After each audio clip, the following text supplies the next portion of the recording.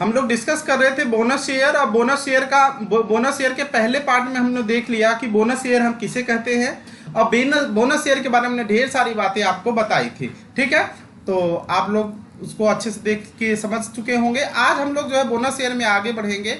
आज हम लोग बोनस शेयर के कंडीशन को आगे बढ़ाते हैं। इशू ऑफ बोनस शेयर के बारे में बात करेंगे कि कंपनी एक्ट 2013 सेक्शन 63 में डिफाइन किया गया है बोनस शेयर के बारे में। तो सबसे पहले इसके प्रावधान देखते हैं कि इसके इंपॉर्टेंट प्रावधान क्या है। मैं हिंदी इंग्लिश दोनों में बताऊंगा, आप सब परेशान नहीं होंगे। तो हम लोग प्रावधानों पर चर्चा करेंगे। आज किस पर चर्चा करेंगे? तो हम लोग प्रावधान पर चर्चा करेंगे। और किसके प्रावधान? तो बोनस शेयर के प्रावधान। बोनस शेयर के प्रावधान, कल हमने बोनस शेयर के बारे में बताया था। आज इसके हम लोग प्रोविजंस को देखेंगे, प्रावधान को देखेंगे। सबसे पहले प्रोविजंस की अगर बात किया जाए, फर्स्ट ऑफ ऑल हम लोग देखेंगे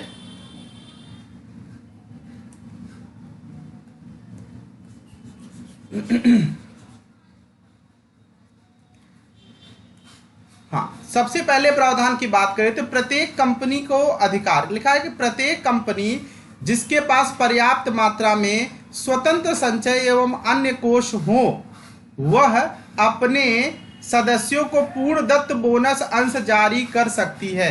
पहली बात, इसका प्रोविजंस क्या है कि मतलब कोई भी कंपनी इसको जारी कर सकती है। इस पे कोई बाउंडेशन नहीं कि फला कंपनी करेगी, फला कंपनी नहीं करेगी, ऐसा नहीं है। कोई भी कंपनी जारी कर सकती है बोनस शेयर। लेकिन एक बात थोड़ा सा ध्यान दो, जो बात कही गई है, कहा गया है स्वतंत्र संचय।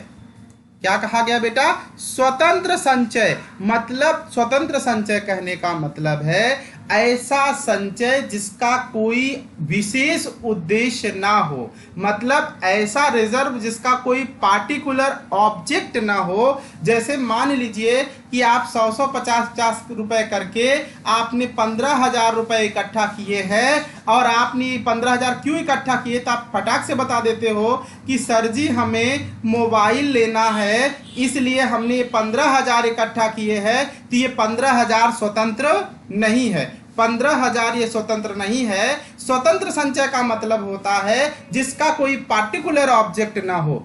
विदाउट पार्टिकुलर ऑब्जेक्ट जब हम कोई रिजर्व करते हैं तो उसे ही बोलते हैं स्वतंत्र संचय। क्या बोलेंगे बेटा? उसे स्वतंत्र संचय बोलेंगे, जब जिसका कोई पार्टिकुलर ऑब्जेक्ट ना हो। समझ में आ गया होगा? तो कोई ऐसा संचय जिसका कोई विशेष उद्देश्य ना हो, ऑब्जेक्ट लेस रिजर्व जो होगा, उसको यूटिलाइज किया जा सकता है। कहां पर? As a bonus share. ये भी एग्जाम में कई बार पूछा गया है कि बोनस शेयर का यूटिलाइजेशन कौन कर सकता है, कब कर सकता है, कहां कर सकता है। ये सब बातें अभी मैं आपको बताऊंगा कि किसका किसका यूज आप नहीं कर सकते हो। वहां से भी आता है कि किन मदों का यूज जो है बोनस शेयर में नहीं किया जा सकता। हम सब विधिवत बताने वाले हैं, आप बिल्कुल भी परेशान नहीं होंगे। एक एक पॉइंट को मैं सुव्यवस्थित विस्तार पूर्वक आपको समझाने वाला हूं। तो चलिए देखते हैं एक एक करके। पहली बात आपको समझ में आ गया प्रोविजन ऑफ बोनस शेयर में कि बोनस शेयर कोई भी बंदा इशू कर सकता है। बंदा कहने का मतलब यहां पे कोई भी कंपनी शेयर को इशू कर सकती है, बट कंडीशन एक है, वो क्या होना चाहिए? वो जो रिजर्व से वो कर रहा है, वो रिजर्व क्या होना चाहिए? फ्री होना चाहिए, स्वतंत्र होना चाहिए, उसका कोई पार्टिकुलर ऑब्जेक्ट नहीं होना चाहिए। मतलब किसी विशेष उद्देश्य के लिए रखा गया संचय का प्रयोग आप बोनस अंशों में नहीं कर सकते हो। जैसे आपने भूमि के लिए अगर कोई संचय रखा है, तो लैंड के लिए अगर आपने कोई पैसा इकट्ठा कर रखा है तो उसको बोनस के रूप में आप इशू नहीं कर सकते हो। कोई पैसा अगर आपके कैपिटल का है तो आप उसको बोनस शेयर के रूप में इशू नहीं कर सकते हो। ये तमाम शर्तें हैं। पहली बात आपके दिमाग में रच बस गई होगी। अब हमें आशा करता हूं कि आपको याद भी नहीं करना पड़ेगा, आपके दिमाग में बात आ गई होगी, क्योंकि ये बहुत बार एग्जाम में पूछा गया है। Describe the provision of bonus share. Bonus share के प्रावधान क्या हैं? या कभी कभी पूछता है कि बोनस शेयर के प्रावधान जो है आर्टिकल सेक्शन 63 के थ्रू आप बताइए। तो आप बढ़िया से बता सकते हो। प्रोविजन के बारे में आप बता दो कि प्रोविजन मेंशन किया गया है कंपनी एक्ट 2013 सेक्शन 63 में, जहां पर प्रावधान बताए गए हैं। ठीक है, अब ये जो प्रावधान है, तो पहला बताया गया प्रावधान की क्या है, कोई भी कंपनी इसको इशू कर सकती है, बट ध्यान ये रखना है कि ये जिस भी रिजर्व से किया जाए उसका कोई पार्टिकुलर ऑब्जेक्ट ना हो, अर्थात वो फ्री हो, स्वतंत्र हो, तो आप कर सकते हो, या किसी ऐसे कोष का आप प्रयोग कर सकते हो जो किसी विशेष उद्देश्य के लिए ना बनाया गया हो।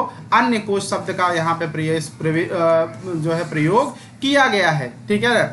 तो ये आप समझ लीजिएगा, किसका, जिसका कोई विशेष ऑब्जेक्ट ना हो जिस कोष का, तो उसका, जैसे क्योंकि पहले क्लास में अगर आप मेरी बात को ध्यान दो कि इसके पहले वाले क्लास में हमने आपको बताया था कि जो आप कंपनी क्या होती है, कुछ शेयर क्या करती है, कुछ जब कंपनी जो होती है जो लाभ कमाती है उसका एक हिस्सा तो क्या कर देती है बेटा, वो डिविडेंड के रूप में बांट देती है अपने अंशधारियों को, एक कुछ हिस्सा वो बचा के रखती फ्यूचर के लिए। लेकिन ध्यान देना कि वो जो फ्यूचर के लिए बचा के रखती है उसका कोई ऑब्जेक्ट ना हो, तब जो है इसका प्रयोग करेंगे। लेकिन अगर मान लो ऑब्जेक्ट हो, जैसा मान लो कि बिल्डिंग बनाना है या कुछ और भी करके अगर ऐसा हो, तो उसका यूज नहीं किया जाएगा।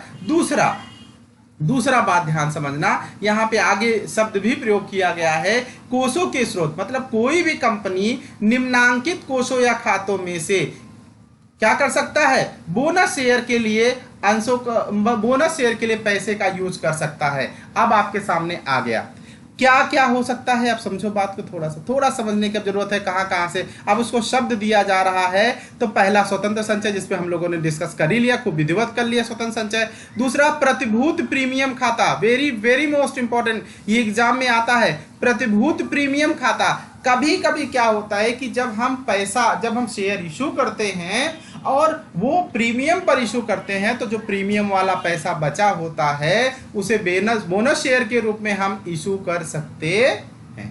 वेरी मोस्ट इंपॉर्टेंट, क्योंकि एग्जाम में कई बार पूछा गया है।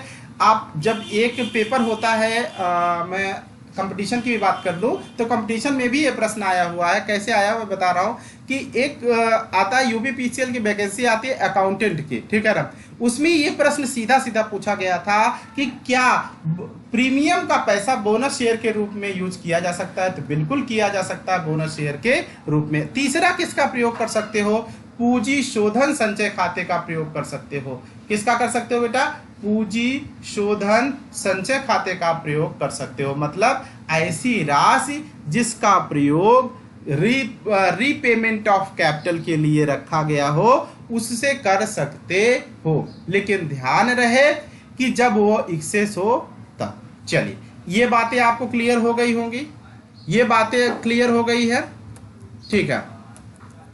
अगर डाउट्स बनता है तो आप कमेंट बॉक्स में जाके कमेंट करो, ठीक है।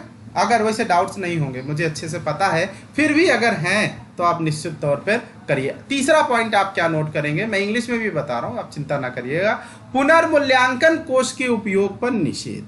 ध्यान दीजिएगा, तीसरा प्रयोग क्या है कि जो एसेट्स की, ध्यान दीजिएगा, शेयर अगर प्रीमियम पर इशू किया गया है तब तो भैया आप इसका यूज कर लोगे, कहां पर, बोनस शेयर के रूप में। लेकिन आप समझ के रखो कि अगर आपने रीवैल्यूएशन आप एसेट्स किया है, रीवैल्यूएशन आप एसेट्स आप जानते होंगे, आपने पढ़ा होगा पार्टनरशिप, तो वहां पे भी रीवैल्यूएशन अकाउंट बनाया जाता है ना। तो रीवैल्यूएशन अकाउंट में क्या होता है कि एसेट्स और लायबिलिटी का क्या किया जाता है बेटा, रीवैल्यू किया जाता है। क्या किया जाता है बेटा, रीवैल्यू किया जाता है, पुनर्मूल्यांकन किया जाता है। और इस पुनर्मूल्यांकन में अगर मान लो लाभ होता है तो उसका प्रयोग आप जो है बोनस शेयर के निर्गमन के रूप में नहीं कर सकते हो। ये बात आपके दिमाग में होनी चाहिए। ये था आपका तीसरा पॉइंट, ये था आपका क्या बेटा, तीसरा पॉइंट। और चौथा पॉइंट क्या है, चौथा पॉइंट है पूंजीकरण की शर्तें। मतलब कोई भी कंपनी बोनस अंश जारी करते हुए अपने लाभों या संचयों का पूंजीकरण तब तक नहीं कर सकेगी जब तक निम्नलिखित शर्तों को वह पूरा नहीं करती है। पहला, कंपनी अंतर नियम द्वारा, मतलब जो इसका दो होता है, एक आर्टिकल ऑफ एसोसिएशन होता है, एक आर्टिकल ऑफ मेमोरेंडम होता है। तो आर्टिकल ऑफ एसोसिएशन में बोनस शेयर जारी करने का अथॉरिटी ना हो तब तक आप बोनस शेयर इशू नहीं कर सकते हो। मतलब अगर मेमोरेंडम में ये बातें लिखी गई है कि आप कर सकते हो तभी आप करोगे, अदरवाइज नहीं करोगे। ये बात आप गांठ बांध लीजिए, ठीक है, क्योंकि इस बिंदु से भी ढेर सारे प्रश्न आपके बनते हैं, ठीक है। ओके, यहां तक कोई डाउट्स आप सबके दिमाग में? अगर कहीं पे भी आप सबको दिक्कत हो तो आप जरूर बताएं, ठीक है। दूसरी बात क्या है? दूसरी बात है कि साधारण सभा में कंपनी को संचालक मंडल की अनुशंसा पर बोनस अंश जारी करने हेतु प्राधिकृत कर दिया हो। क्या किया गया हो बेटा? साधारण सभा ने कंपनी को संचालक मंडल की अनुशंसा पर, किसकी मंडल की अनुशंसा बेटा? संचालक मंडल की अनुशंसा पर बोनस अंश जारी करने हेतु प्राधिकृत कर दिया हो, मतलब आपको अथॉरिटी दे दी गई हो। तीसरी बात है, कंपनी ने अस्थायी जमा या ऋण प्रतिभूतियों की मूल राशि एवं उस पर ब्याज के भुगतान में कोई त्रुटि ना किया हो। मतलब भैया आप दूसरे को फ्री में बांट रहे हो और अपना खुद लोन में कर्जे में ढके हो, तब आप इसका इशू नहीं कर सकते हो। बड़ा प्रैक्टिकल सी बात है कि अगर खुद आप भूखे हो तो क्या दूसरों को दान दोगे? क्या अगर आप खुद भूखे हो तो क्या दूसरे को दान दे सकते हो? तो निश्चित तौर पे उत्तर होगा कि नहीं, दूसरे को दान हम नहीं दे सकते हैं। सेम बात यहाँ है कि अगर आप खुद ही लोन में हो, खुद दूसरे से कर्ज लिए हो, आपके पास ब्याज बकाया है, आप ब्याज भर रहे हो, तो क्या आप दूसरे को जो है क्या करोगे? फ्री में पैसे बांटोगे? तो शायद आपका भी उत्तर यही होगा कि नहीं सर जी नहीं। तो भैया बताओ, जब हम और आप नहीं करेंगे तो क्या कंपनी करेगी? क्योंकि कंपनी का तो पहला उद्देश्य होता है get more and more profit, अधिक से अधिक लाभ कमाना या अधिकाधिक लाभ कमाना इसका मुख्य उद्देश्य होता है। इंग्लिश में भी अब इसी बात को थोड़ा सा देख लें, फिर हम लोग इसी क्रम को आगे बढ़ाते हैं। ये रही बातें आपकी। पहला है राइट अ कंपनी है, मतलब एवरी कैन विच है sufficient amount for free reserve, अब वो इशू कर सकता है। सोर्स ऑफ फंड की हमने बात कर ही लिया, आप लोग फटाफट नोट करो इसको अच्छे से नोट करते चलिए, एकदम सुव्यवस्थित कॉपी में नोट करते चलिए। और आज मैं समझा रहा हूँ, एक बार आज आप शाम को, कल सुबह आप इसको पढ़ लीजिएगा, निश्चित तौर पे आपके दिलो दिमाग पे बस जाएगा। जब आप एग्जाम हॉल में जाओगे तो अचानक बत्ती जैसे जलती है वैसे जलेगी और आप आंसर देने में अपने आप को 100% सफल पाओगे, 100% आप सफल हो जाओगे। चलिए आगे बढ़ते हैं। तीसरा वाला पॉइंट है use of revaluation fund prohibited, मतलब रिवैल्यूएशन जो होता है एसेट्स एंड लायबिलिटी का, उसका यूज नहीं कर सकते, मैंने अच्छे से बताया। उसके बाद हमने आपको क्या बताया कि कंडीशन ऑफ कैपिटलाइजेशन, मतलब कब कर सकते हो पूंजीकरण, क्योंकि ये अंश पहली क्लास अगर आप याद करो, एक एक लाइन को समझो कि हमने कहा था कि बोनस अंशों के निर्गमन से संचित राशि कम हो जाती है, जबकि दत्त पूंजी या अंश पूंजी की मात्रा क्या हो जाती है बेटा? बढ़ जाती है। मतलब अंश पूंजी बढ़ जाएगा, सॉरी हाँ, अंश पूंजी बढ़ जाएगा और संचित पूंजी आपकी क्या हो जाती है? संचय जो आपने किया है राशि का, वो आपका क्या हो जाता है? कम हो जाता है। ठीक है, तो ये कंडीशन है, मतलब it be authorised by the article of association, memorandum of association, ये सारी बात है ना, मतलब article of association, memorandum of association, जो भी बातें हों ये सब पूरा आप जो है मेमोरेंडम में आपके दिया गया कि नहीं, आर्टिकल में बताया गया है कि नहीं बताया गया है, उन सब चीज़ों की ये चर्चा कर रहा है। ठीक है ना। दूसरी बात किया गया है यहाँ पर कि it has the recommendation of the board, मतलब been authorised by the general meeting of company, मतलब जो कंपनी की जो जनरल मीटिंग होती है, जो 6 महीने में कम से कम एक बार बुलाया जाना आवश्यक होता है, उसमें यह बात कही गई हो। क्या कही गई हो? कि भैया आप जो है बोनस शेयर इशू कर सकते हो, तभी ऐसा होगा, अन्यथा नहीं। मतलब कि जो वर्तमान अंशधारी हैं इनको नाराज करके नए अंशधारियों का सृजन नहीं किया जा सकता है, इसका ये भी मतलब होता है। तो इस प्रकार से ये वाला बिंदु भी आपका क्या हो गया? कंफर्म हो गया। अगली बात हम लोग देखते और समझते हैं। अगली बात क्या है, तो चलिए अगली बात है, मैं आगे बढ़ा रहा हूं और आपको बता रहा हूं। ये है तीसरा पॉइंट। तीसरा पॉइंट नोट करें आप सब, चौथा पॉइंट भी नोट करिए, पांचवा और ये छठवां पॉइंट भी आप नोट कर सकते हैं। इंपॉर्टेंट नहीं है छठा, फिर भी अगर आप चाहो तो नोट करो, 5 जरूरी है।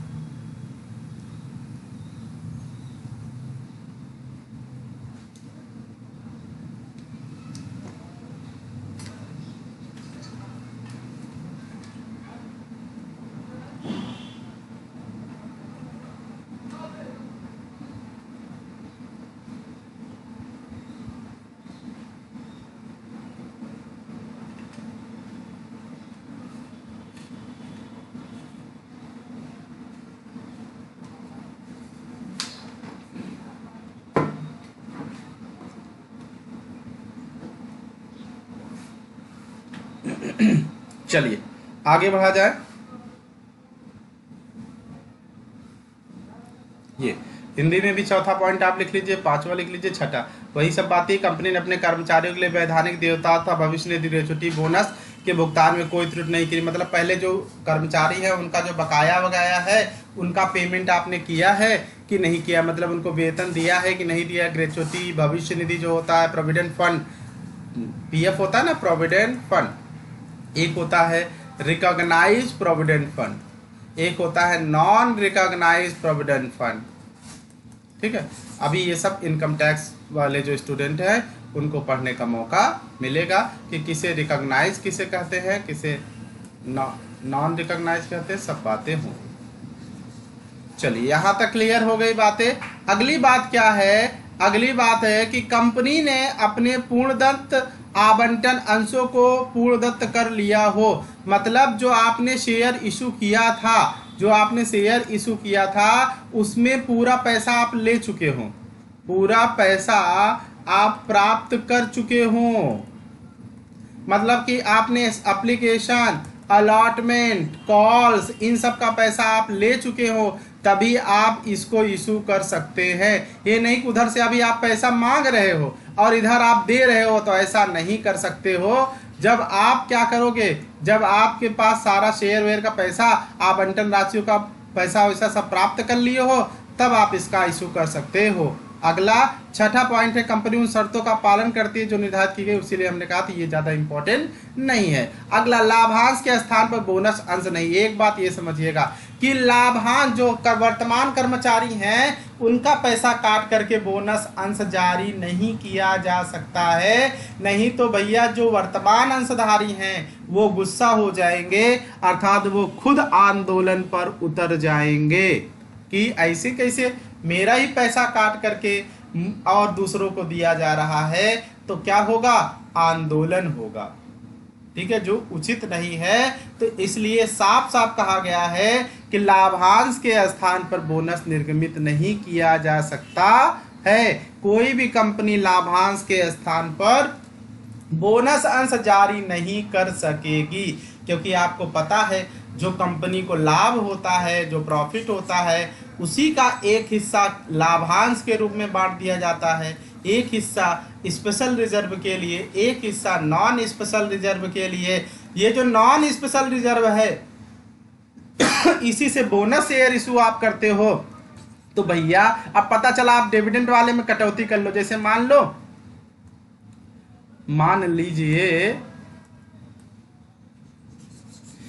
लीजिए कि इतना, ये पूरा मान लो आपका क्या रहा, आपका पूरा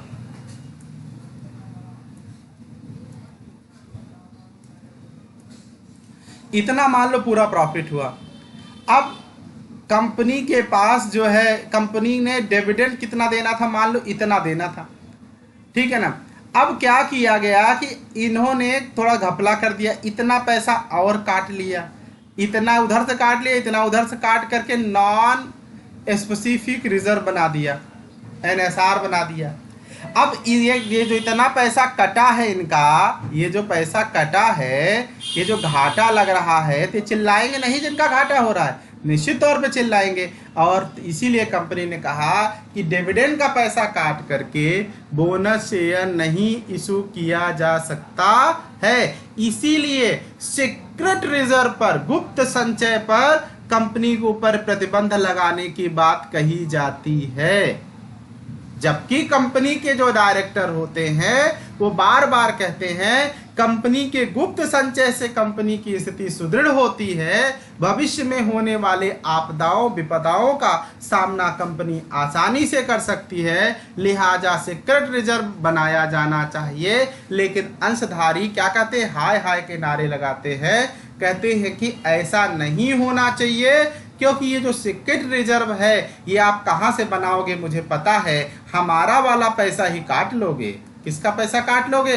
हमारा पैसा काटोगे। और जब हमारा पैसा काट करके आप सीक्रेट रिजर्व बनाओगे, क्या भरोसा कि आप जो है उसका यूज सही ही करोगे, क्योंकि उसके बारे उसका नाम ही है सीक्रेट। अब आप उस सीक्रेट को किसके जो जानेगा, सब लोग मिल करके खा पी लो, फिर क्या पता चलेगा अंशधारियों कितना आपने सीक्रेट किया, कितना आपका सीक्रेट नहीं है। क्लियर हो गई बात? इसलिए इसको मना किया जाता है। अब किसके तहत? सेक्शन 63 सब सेक्शन 3 के तहत। किसके तहत बेटा? सेक्शन 63 सब सेक्शन 3 के तहत ऐसा किया जाता है। तो आज की क्लास में हमने विधिवत समझ लिया प्रोविजन ऑफ बोनस शेयर। कल की क्लास में हम लोग बोनस अंशों के लाभ और हानियों पर चर्चा करेंगे। Thank you, thanks for watching.